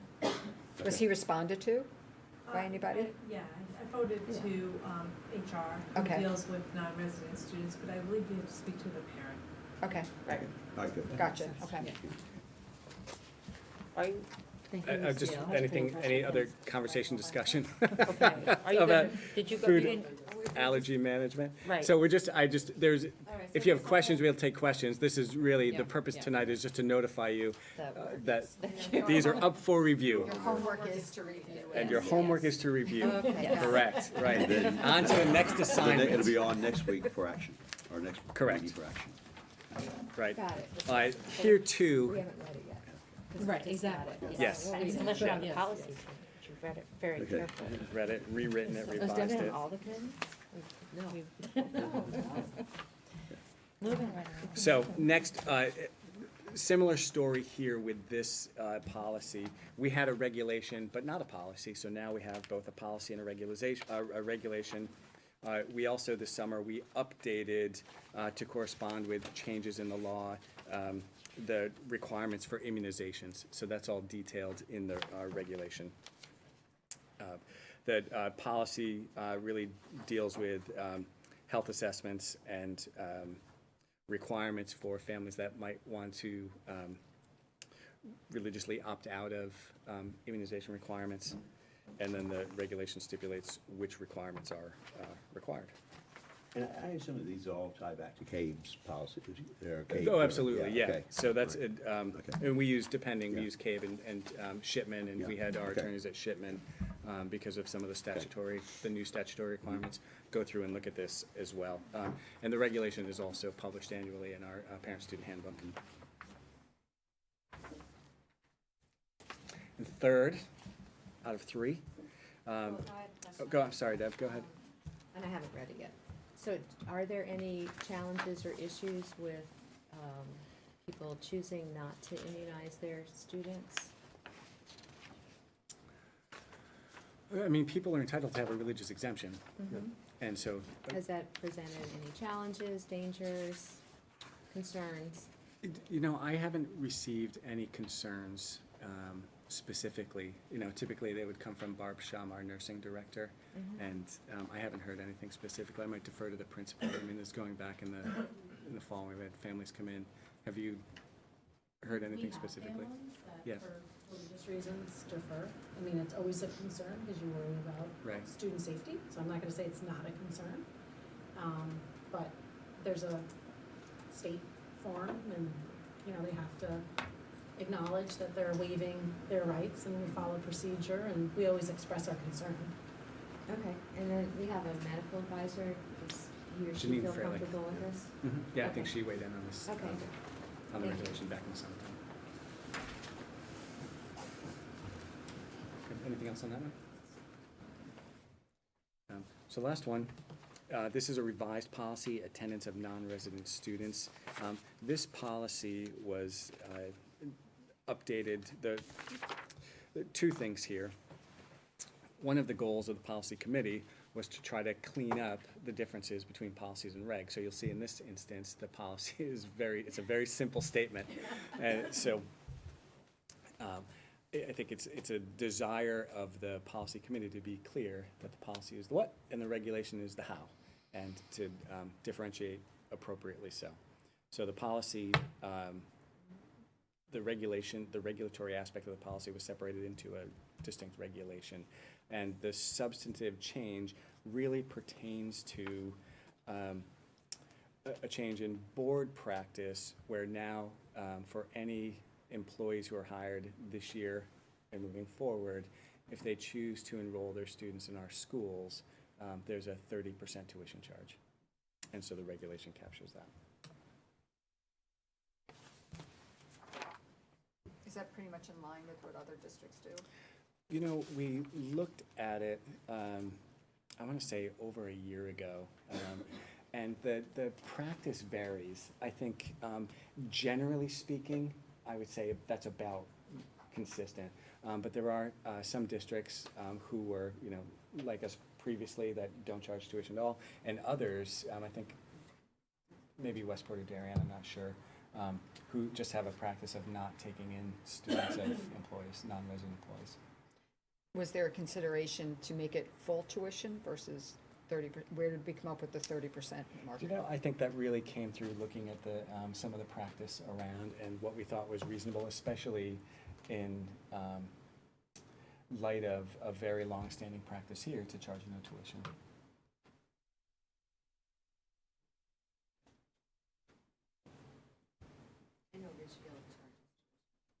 Full tuition? I Not think, full tuition. as I It's a recall, Wilton percentage. was the only district that didn't charge tuition, if I'm recalling correctly. I'd have to go back to my notes, I Yeah, it just sort of stuck out at me. So some students are grandfathered in. and Any we're- students of, anyone employed prior to 2017. Okay. But Right. it's always. And we did, just as a sidebar, I reached out to all those staff who had kids with us, and to a staff member, they highlighted their deep appreciation for that benefit of having the option of having their kids educated here with us, both for the quality of the education that's provided, but also the comfort of knowing their kids are close by. If you don't mind speaking a little bit louder, we really cannot hear anything. Oh, sorry. Is there anything else on the policies? No, so those will be up for review and approve next time. Okay. Next up is the financial report. So the report is through that you have in front of you is through January 31st. And what we did was analyze through where our excess costs would be at this point, because that's a concern obviously with our district and a lot of other area towns. So from the salary section, if we talk about the first area of the 1000s, not much has changed since the last time that we did the report where we see any variances on it. We still have the OPEB savings that we have down here of 127 and the HSA. They're just budgeting as opposed to what the actuals came in at. Light and power, the utilities, there was some shift on the light and power. We went back in to see that things had been coded differently, so we realigned them so they came in line. We're analyzing each of the line items now to make sure things are getting coded appropriately. The next section where it's all the contracts and training, there looks like there's savings here, and the reason being, if you turn to the next page, I want to just offset Take it away from us. this big number, yes. You'll see under other purchase services, which is private tuition, we have that 1.8. That's where our excess cost comes into play. So we have that number right now, but there's various savings because the SPED is between different items, between transportation, contract services, tuition. You'll see it in savings in the different other line items that will net against this 1.8 million. Then the net of that again will be covered by the excess cost. Right. But what we've done is, as you know, we've frozen the budget right now because the concern is what else is out there. Because a big part of why that number, or not a big part, why that number jumped slightly was after the budget is set from last year, we had outplacement contracts that we had to support. So those are things that we have to make sure in this year that we have to support those. So part of the freeze is to make sure that we have coverage that if anything happens in the next couple of months, we're protected, that we have that, some of those. And also part of the freeze was some items that were not in the budget this year that we have to make sure they're contracts and certain just, could be a sulfur contract that wasn't in, so we know those items are coming up, so we had to look at everything to say what could be a problem to us by the end of the rest of the year. So net, I'm coming in at about 1.1. Again, that's covered by excess cost, and anything that we hope within the freeze will pick up if anything comes under Andrea's way the next couple of months.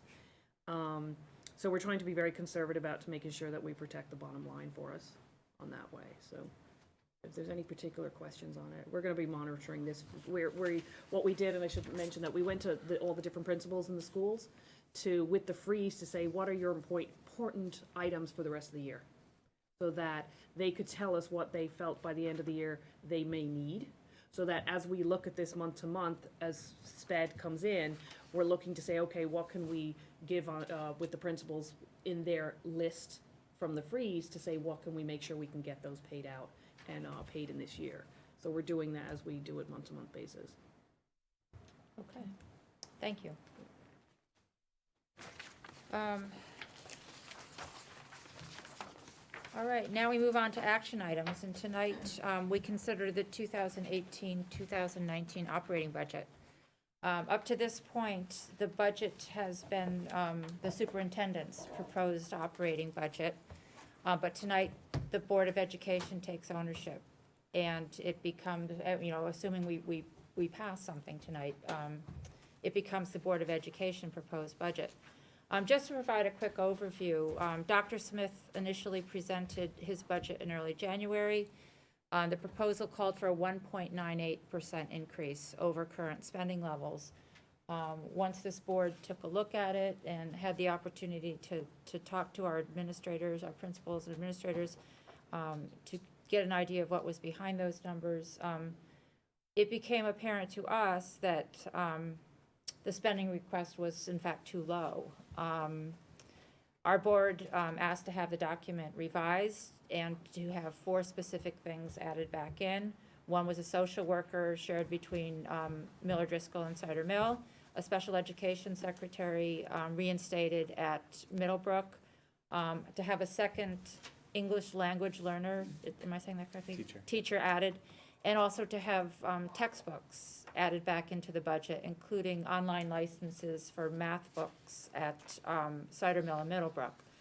At the same time, Dr. Smith took a closer look at his budget and did some shaving of professional development training and also school climate training, which gave us a new budget with a bottom line increase of 2.24%, and that's what we are looking at tonight. So with that overview, is there a motion to approve? I move that we approve the budget. I'll second. Okay, let's have some discussion. Glenn, you want to start off? Well, sure. We've been engaged over the last few days, the last couple of meetings with the Board of Finance. And this budget that we are looking at is contrary to the guidance that they gave us early on of 1% increase. And even the original budget, as it was first presented by Dr. Smith, was above that. I think when I look at the number that the administration has put in front of us, and even with the add backs that we asked to be put back into it after our meetings with the principals and the administration, I think it's still not enough. I think it's not enough. I think there's still work to be done, things that we should be doing that we're not doing. Our aggregate dollar increase over the last 4 years, with the 4th year being next year's budget, okay? Going back 3 years past is 1.3% over 4 years. It's nothing. Nothing. 1.3%. And that is taking into consideration the new budget that we're looking at tonight of the 2.24% increase. Sadly, no matter what we do tonight, the Board of Finance is going to do what they want to do. It's their call. All we can do is propose and put it in front of them, and they will come back. We also have the opportunity to put it in front of the town before the Board of Finance makes their final decisions. So I would ask and implore those citizens in the community who hopefully feel as strongly as I do about protecting this asset in Wilton to participate in that presentation, to let the Board of Finance know how they feel about it. I'm sure that our administration will, and I think hopefully the rest of the board will feel as strongly as I do. If we do not even come close to keeping pace with the competitive communities around us, and there's a variety of reasons that we're different from or the same as or we're competing with, and you can get into that, you can argue points, till the cows come home. The bottom line is, like it or not, we are compared from an educational perspective with Darien, with Westport, with New Canaan, with Ridgefield, and the surrounding communities as people come into southern Fairfield County and look for a place to live. And if we do not remain competitive in this one major asset that this community has, which is our educational system, we're done. There's just nothing we can do. This aggregate increase of 1.3% is substantially lower than the surrounding communities have invested in their educational systems over the last 4 years. We've got to do this.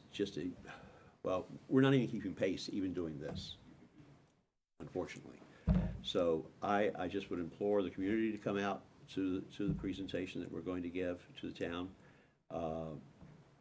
If you agree with us, which I hope you do, I think 1.3% over the last 4 years is a clear indication that this board and the administration in this community has paid close attention to the financial concerns in this town. But you can't keep kicking the can down the road, which we've been doing over the last few years. We've got to step up, and this is a small step, really, to get us back to where we should be and doing the things that we should be doing. So, my comments for what they're worth. Thank you. Okay. Debbie? Well, I'll just echo what Glenn said in terms of supporting the budget, worrying that it is, I think it's a very lean budget. I think it's a clean budget. I think it's come after 3 years of historically low increases. I think the target of 1%, if that had been achieved, that we would have done serious damage to the district. So we need to go beyond the targeted Board of Ed 1%, or Board of Finance 1%.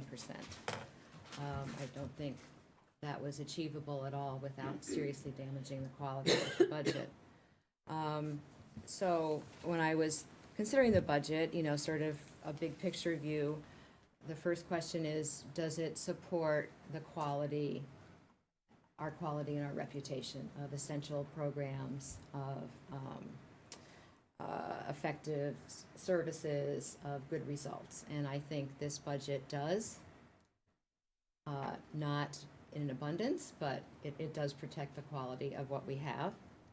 I also look at class sizes. You know, has it made any damage to our tradition of reasonable class sizes? It does not. It supports our longstanding tradition there. And next, does it address the need for improvement? And I do think it does. I wish it could do more, but I do think it does in terms of there are some special ed improvements that will be made in this budget through community steps, through the preschool reorganization, continuing those, continuing the investment in professional development, having the rollout of a technology plan, supporting the Common Core shifts in instruction, the curriculum work. But it leaves off, and we heard this in some of our workshops, it leaves off things like more development of special ed models more quickly. It leaves off science instruction, which needs, perhaps we'd like at some point to increase instructional time. So there are needs out there. And certainly the math intervention and developing plans. So, but I do think it's a reasonable pace of improvements, and I do think there are others out there, but I think this budget includes improvements. If this budget had not included improvements, then I think that would have been a step backwards. So I think all budgets should push us forward a little bit, and this, I think it does that. Another way to look at our budget is it in line with our DIRG, our district reference group districts? And by any measure that I can look at, whether it's per pupil expenditure, whether it's requested budget increases, whether it's improved budget increases, we are in the middle to low end of any financial sort of comparison that I can find. I know there have been concerns about special ed expenditures, and I think all districts are looking at that.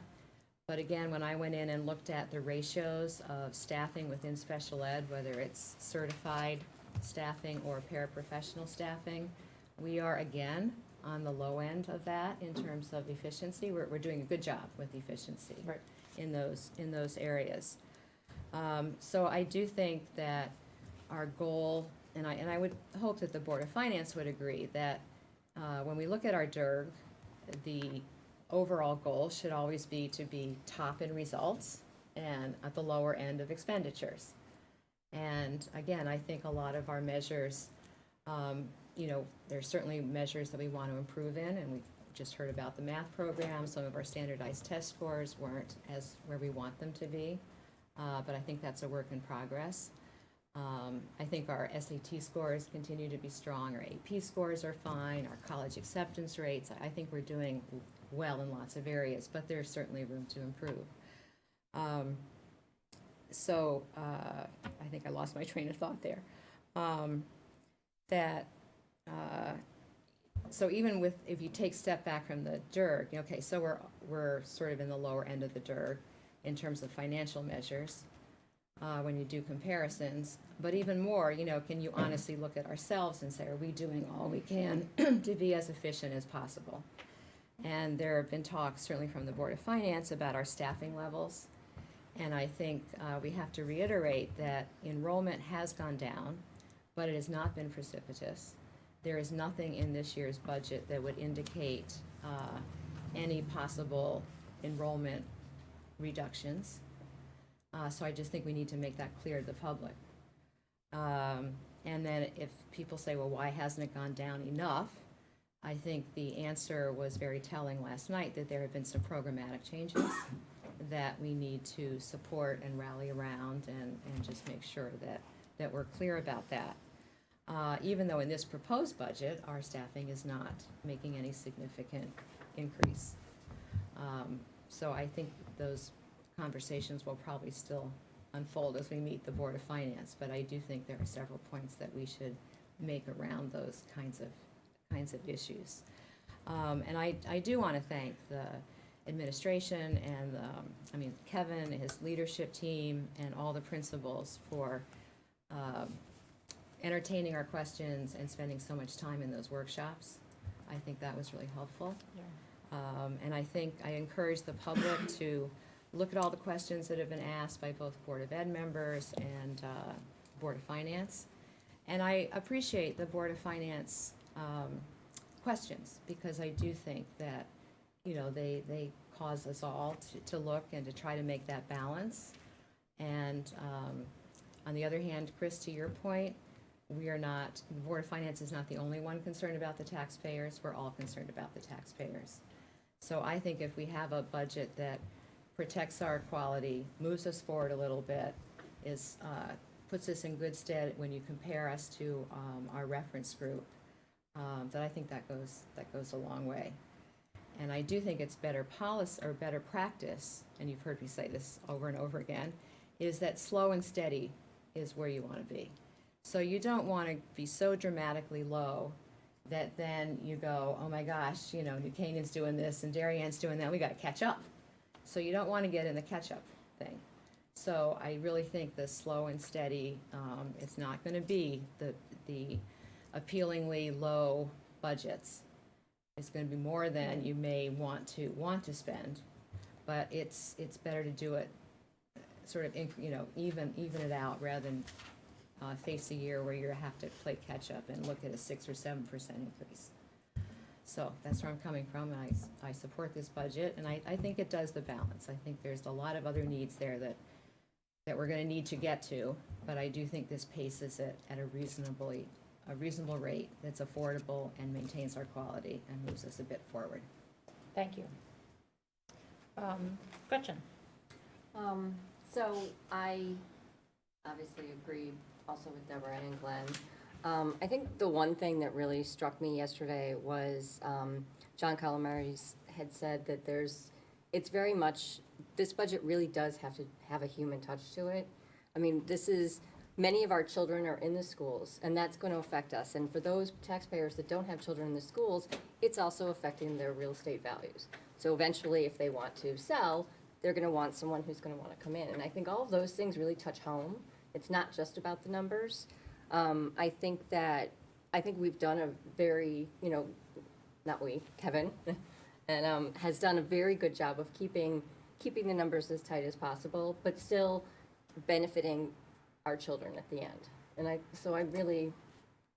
think that's one of those that, we don't want it so tight that we're cutting the numbers to please the Board of Finance when that's not going to help our children in the end or our real estate values. So that's pretty much, so I still feel strongly about the budget as well. Great, thank you. Lori? First of all, two analyses that we're still waiting on, versus the sports spreadsheet. Right. Still waiting to get that. And I think that's important. And then the second that I would recommend, because it has to do with the whole staffing question, and we kind of talked about this a little bit yesterday, and Richard, I think, brought it up, that I think it would be good to create some sort of slide or whatever, which shows, I guess, what they were calling our core staff and what either the growth or the reduction in staff has been over time, and separate out the additional programmatic changes and the additions to staff so that people can see over time that there has been a reduction in the core staff as it relates because of enrollment and that sort of thing. But some of the additions were added because of programmatic changes. So I think a slide that represents that would be very helpful for everybody. Okay. So as far as the budget is concerned, for me, it really comes down to the question of vision. We at the Board of Ed have a vision statement, and it's everywhere you go. It's on our website and what have you. And I think after having attended the 3 workshops with the principals, thank you all, and reviewing questions that were submitted from the Board of Ed and Board of Finance and those discussions, I'm convinced that this is a budget that keeps us on our path towards our vision. I think at a very minimal level, but it keeps us moving in that direction. And so the question for the town, the question for the Board of Finance is going to be, what's your vision for the town? Well, first of all, do you agree with our vision? And if you agree with it, then you would have to support this budget because it very minimally continues us on that path. If you don't agree with this budget, then there must be something in our vision that you must not agree with. And if that's the case, then tell us what that is. If you don't want us to be a premier school district, then let us know. Are you okay with us just being average and whatever, then fine. Then we'll increase the class size, and we will do what the taxpayers in the community want. But in my 6 years on this board, and even prior to that, the town has always said, we come here for the schools. The school system is the gem of the town. It's the greatest asset of the town. So with that being the case, it's agreement to our vision in my mind. Because nobody has specifically come before us and said, your vision's all wrong. You're going in the wrong direction. So I feel that there's support for our vision, and I think this budget takes us on that path. I think the town needs to create a very specific vision. I think that would be very helpful, and I think Lynn is doing some things in that area. But I think the town is telling us they want us to be what we are, a premier school district. And this budget at a very minimum level, I mean, if they gave us more money, we'd get to that vision a whole lot quicker. If we had unlimited resources, we'd get there tomorrow. But obviously that's not realistic. So we do the best we can with what we have, and at least we're still moving forward. So I would support this budget going forward. Thank you. Laura. Well, everyone said wonderful things, and again, like everyone else, want to thank Dr. Smith and Mrs. Leonardi and the principals. Yeah. You really did. You did. But that's one thing, Okay, there were, the Board of Finance members who, tried to get to our workshops, and to the public. There was a member of the public at every one of our workshops, so thank you. I know, that's why I hope she's listening to me, because that's great. She is still here. So thank you, because it is complicated, and I think that there's a lot of moving parts, and again, towards the vision, and our community has to make a decision. I do think if we support this budget and we're going the right way, and it's investing in our teachers, it's investing in the programs, it's investing in the curriculum reviews, and the work that Andrea and Chuck are doing all the time, and our principals. And so you're very thoughtful, and you guys never, it's not as if you only come out at budget time and like, here are all our ideas. You're doing it every day, and you're doing it thoughtfully, and you have to be thoughtful because we're not giving you a blank check. But the community has to decide, the Board of Finance brought up participation fees. Are we going to be a town that doesn't want to offer sports as part of our public education? I grew up, I was not a baby boomer, believe it or not, and so, schools were making drastic cuts because of declining enrollment.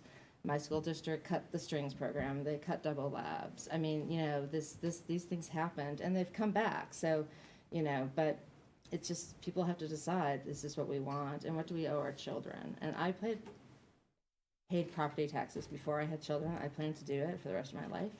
And, it's something, that's an important part of our community and our country is educating our children. It's a great thing that we offer, and every state requires it, and there's a good reason for that. So I support this budget, and I'm just constantly impressed by our staff that work with it and what they produce.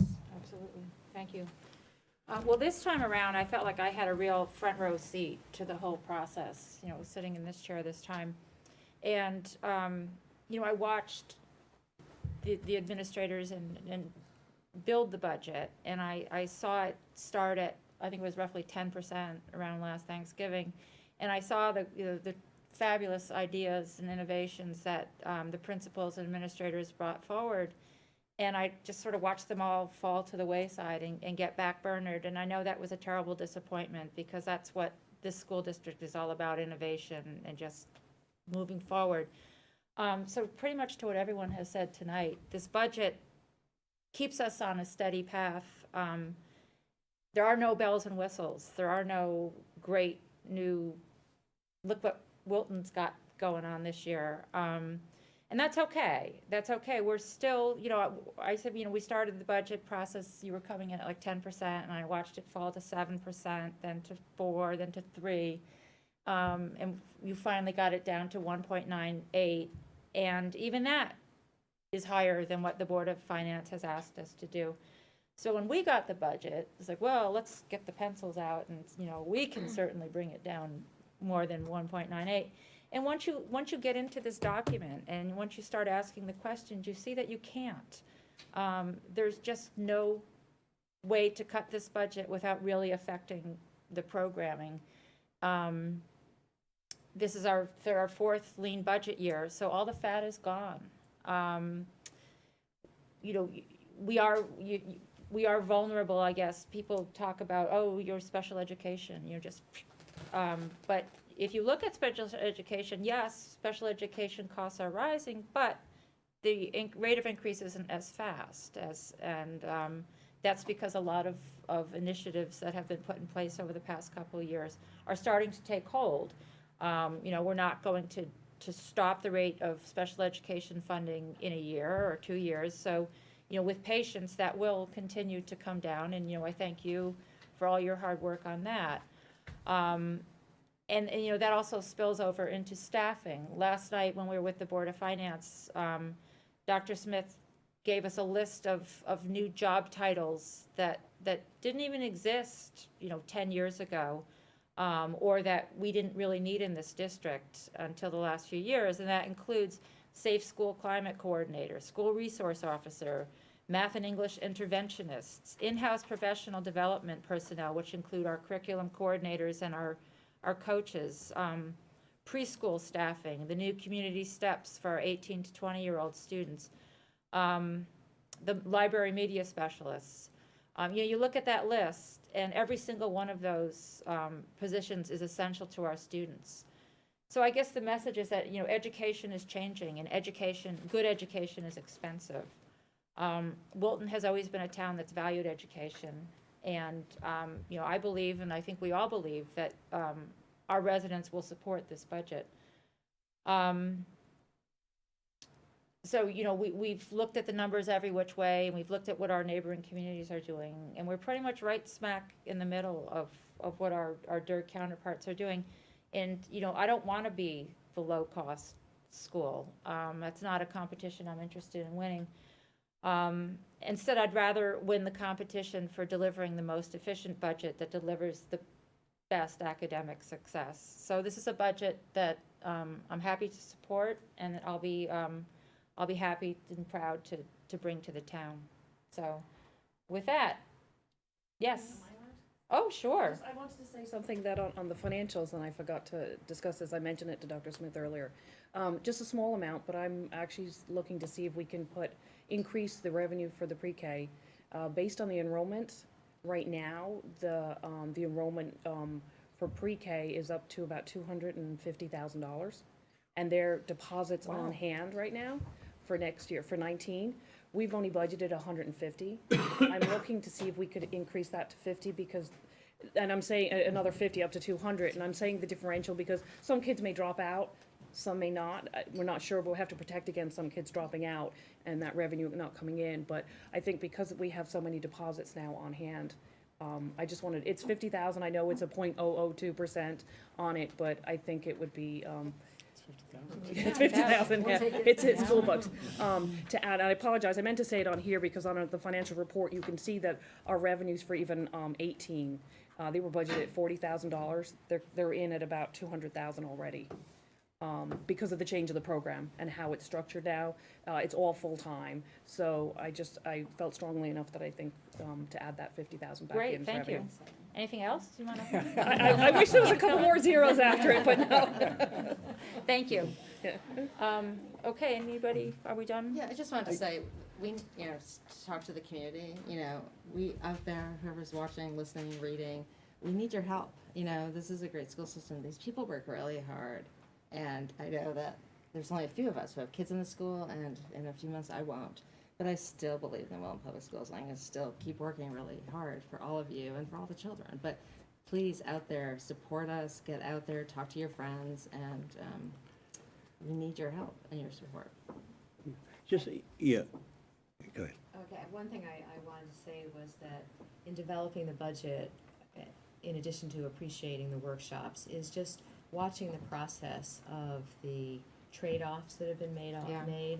So when you come to a new program or augmenting a program, you can see through the workshops and the thought process and listening to the principals that, all right, we had to make a hard choice between A and B. Or if we're gonna get A, then we have to do less of B. Or we'll consolidate, and, Ann's position is a great example of that. Or we'll postpone, or we'll, if we need more staff over here, maybe we don't need quite as much staff over in this other area. So I've just seen a lot of scrubbing of the budget that way, and I don't want that to go unnoticed. Did you have something? That's okay. Okay. All right, all in favor of approving the budget?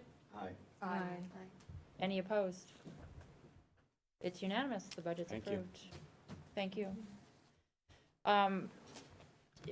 To continue what Laura was saying, our next step, community, will be,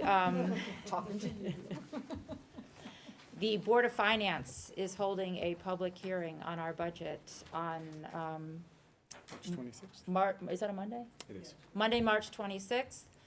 The Board of Finance has been very, very vocal in making clear to us that they are listening to the taxpayers, that they are doing what the taxpayers want them to do. And as far as I can tell, the people who are talking to the Board of Finance's members and making their positions known are people who would like to see our budget cut. So we are really going to have to do a very good job of turning out this year, starting with the Board of Finance public hearing, and we'll be getting a lot of reminders to you about that. Other than that, disability inclusion, It's just information. just information? Yep. So, Okay. working with PAB. All right, are there any comments from the public? Seeing no one, is there a motion to adjourn? Second. Second. All in favor? All right, thank you very much.